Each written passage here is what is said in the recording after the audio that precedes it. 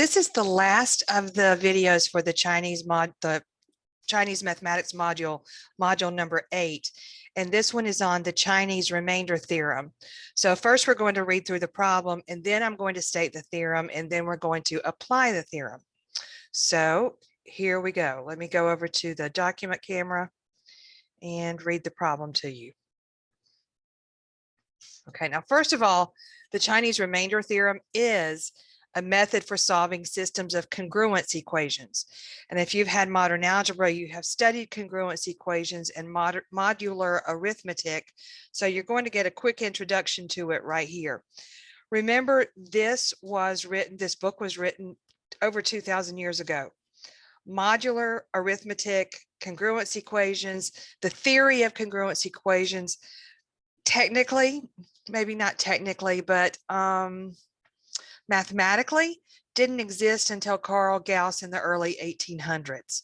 So this is predating someone who was considered one of the greatest of all mathematicians. They didn't have the theory to go along with it. That's what Gauss did. So here's the problem. We have things of which we do not know the number. If we count them by threes, the remainder is 2. If we count them by fives, the remainder is 3. If we count them by sevens, the remainder is 2. How many things are there? So imagine what this problem is like. You've got a bunch of pebbles right here, and you're going to group them by 3, and you're going to have 2 left over. Then you're going to mix them all up again. Then you're going to put them in groups of 5, and you're going to have 3 left over. Then you're going to mix them up, put them in groups of 7, and you'll have 2 left over. Now, mathematically, this is the same thing as taking however many of those pebbles we've got, dividing that number by 3, and you get a remainder of 2. Take that same number, divide it by 5, and you get a remainder of 3. Take that very same number, divide it by 7, and you get a remainder of 2. Now, a couple of things here. Well, just one thing to start off with. One thing you might note really quickly is if you divide it by 5 and you get a remainder of 3, what would that number look like? Well, it could be 8, it could be 13, it could be 18, it could be 23, it could be 28. So what we know right off the bat from this middle clue is that the ones digit of my number is going to be either a 3 or an 8. Okay, the other ones, I could narrow it down some from these other 2 clues, but that's really helpful right there. I know what the last digit is, and it probably wouldn't take you very long to figure out what the number is just using a trial and error approach. But the Chinese remainder theorem is basically an algorithm that takes you straight to the answer to the problem. Okay, so let's write down the theorem. It is the Chinese remainder theorem. And here is that statement. Solve the system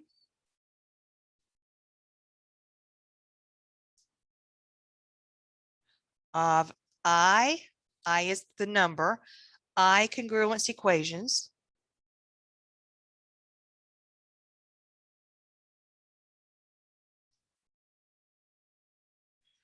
where Z is our number that is the solution to the problem. Z is congruent, and I'm going to use 3 dashes.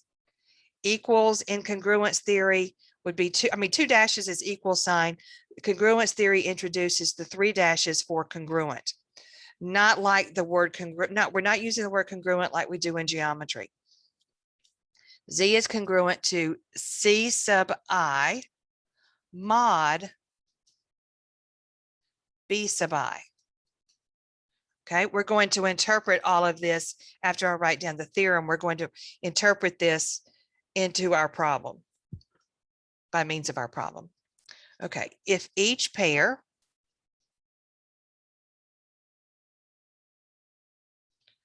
of B sub I and B sub J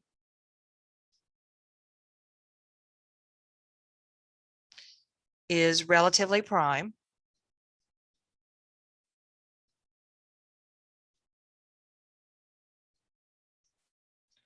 then here's what Z is equal to.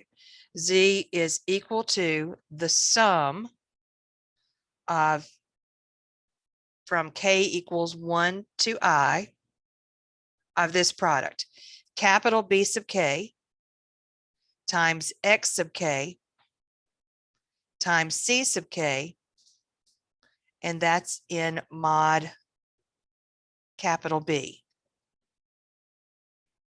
where capital B is the product, that's a capital pi, from K equals 1 to I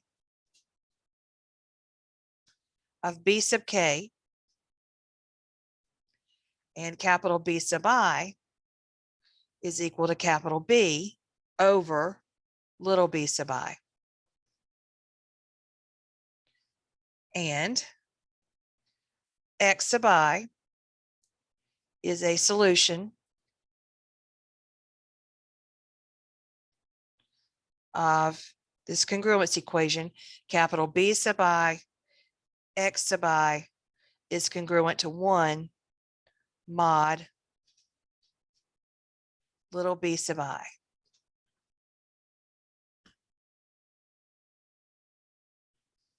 Okay. Now, let me just draw a line so that we can separate this from our work. And let me go back through and talk about this statement for just a minute. Okay, in our problem, we've got 3 conditions: counting by 3, counting by 5, counting by 7s.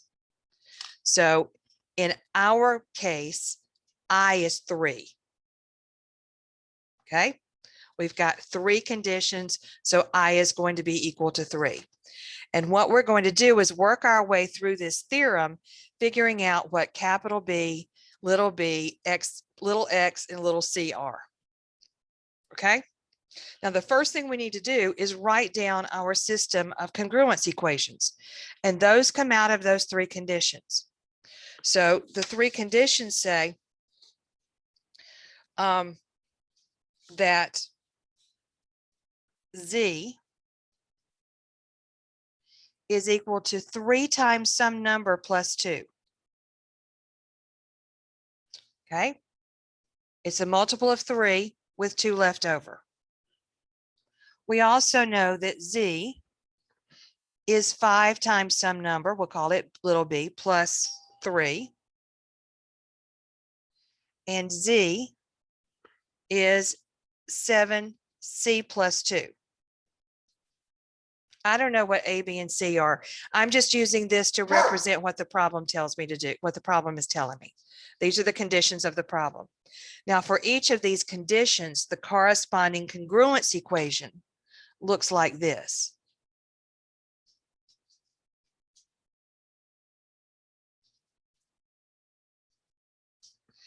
This says that Z is congruent to 2 mod 3. And Z is congruent to 3 mod 5. This says that the same number Z is congruent to 2 mod 7. So you take your number, divide it by 3, the remainder is 2. Take that very same number, divide it by 5, the remainder is 3. Take that very same number, divide it by 7, the remainder is 2. Okay. Now compare this to this statement up here.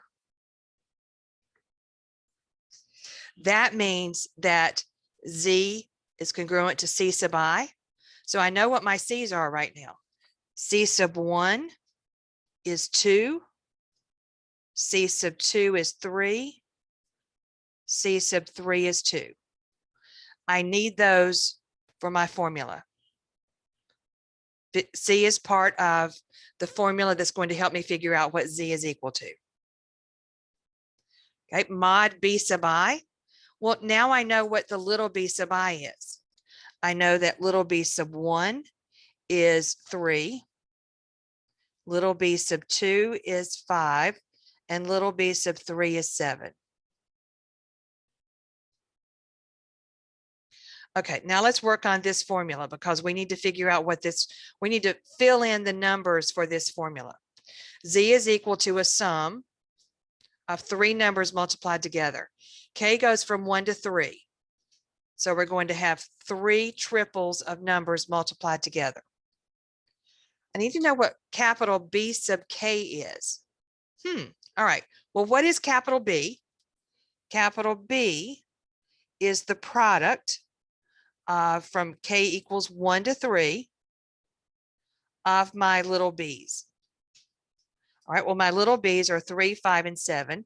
So capital B is the product of 3, 5, and 7. 3 times 5 times 7. So it's 15 times 7. It's 105. All right, fine. That's what capital B is. But what is capital B sub I? All right, well, capital B sub I take that product and I've got to divide by a number. Okay, so capital B sub 1 is going to be capital B over little b sub 1. So it's 105 over 3. So it's 35. Capital B sub 2 is capital B divided by B sub 2. So it's 105 divided by 5. It's 21. Capital B sub 3 is capital B divided by little b sub 3. So it's 105 divided by 7. And that's going to be 3 times 5, which is 15.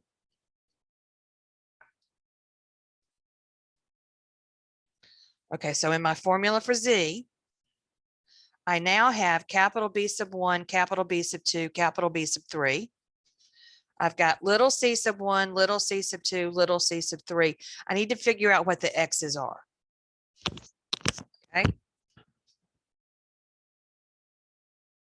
So find the x's.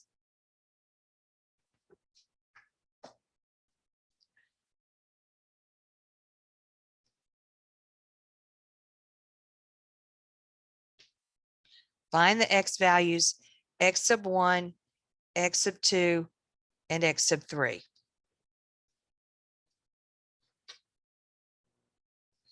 All right, here's what tells us what those numbers are. So x sub 1 is a solution of this equation. So capital B sub 1, x sub 1 is congruent to 1 mod B sub 1. All right, well, what's capital B sub 1? It's 35.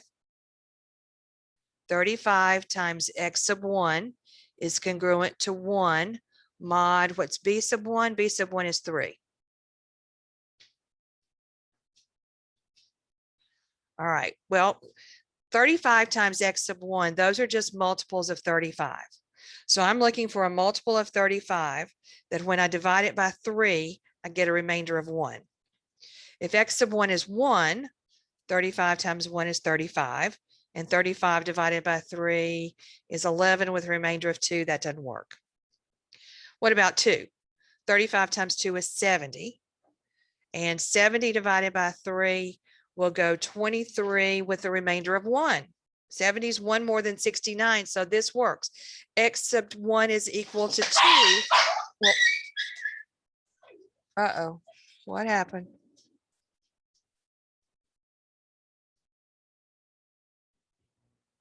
All right, that's what happens when your dog is chewing on the power cord for your computer and gets just a little tiny shock.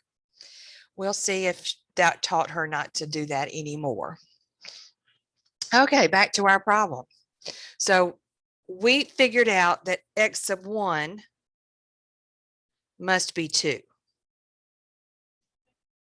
Okay, so let's figure out what x sub 2 must be equal to. Capital B sub 2, x sub 2 is congruent to 1 mod B sub 2, B sub 2. Capital B sub 2 is 21. times x sub 1 is congruent to 1 mod b sub 2 is 5. Well, 21 is congruent to 1 mod 5, because when I divide 25 by 5, I get 4 with a remainder of 1. So in this case, oh, this is supposed to be x sub 2. In this case, x sub 2 equals 1. That one was easy. And I have found that usually it doesn't take a whole lot of work to figure out what these x values are. Capital B sub 3, x sub 3 is congruent to 1 mod b sub 3. And so that means capital B sub 3 is 15. X sub 3 is congruent to 1 mod 7. And again, if I take 15 and divide it by 7, the remainder is 1. So in this case, x sub 3 is also 1.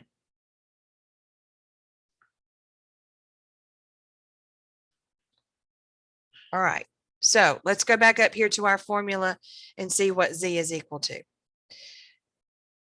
Z is equal to a sum of these numbers. So it would be capital B sub 1, x sub 1, c sub 1, plus capital B sub 2, x sub 2, c sub 2, plus capital B, x sub 3, b sub 3, x sub 3, c sub 3. All right, you've got all three of those added together, and it's that mod capital B was 105. All right, so when we multiply these numbers together, capital B sub 1, where was that? That's 35 times 2 times 2 plus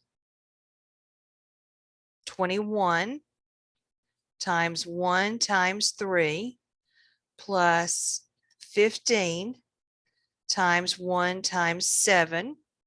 This is still mod 105. And when I multiply those together, I get 233 mod 105.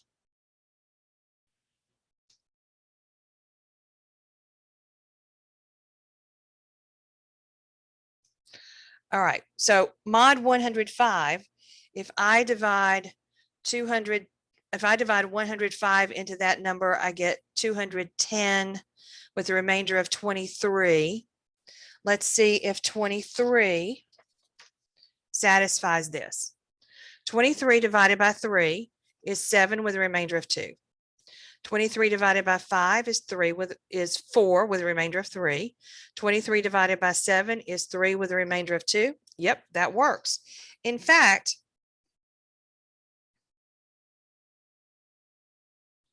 that's not the only number that works. If I want to choose, if I'm talking about any whole number, now this is mod 5. Think about, I'm looking at this. This is the number that's numbers equivalent to 23 mod 105. So add 105 to that number, that would work. Add any multiple of 105 to 23, and it's also going to satisfy the problem. So this problem has multiple solutions. Okay, and that's because if you look at the system of equations that we had right here, we've got 3 equations, but how many variables have we got? We've got 1, 2, 3, A, B, C, and then we've got Z. We've got 4 variables, but only 3 equations. So we know from when we were solving systems of linear equations in high school that when you've got more variables than you do equations, you're going to have multiple solutions. And that is the case here. But we can write this solution. All of these solutions can be written in the form Z is congruent to 23 mod 105. There you go. All right, so that's the Chinese remainder theorem. Pretty elegant. Amazing that it is thousands of years old and foreshadows the work of Carl Gauss in his theory of congruence equations. All right, now we're ready to move on to Islamic mathematics. See you there.